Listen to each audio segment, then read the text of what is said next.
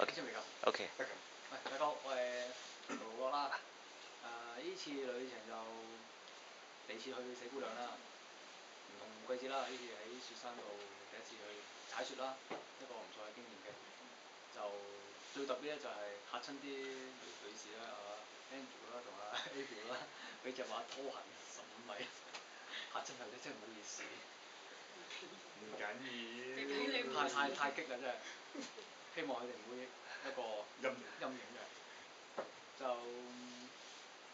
雪山就 OK 嘅，冇乜反應，只係腸胃不適、水土不服、屙到冇力上咁樣啦。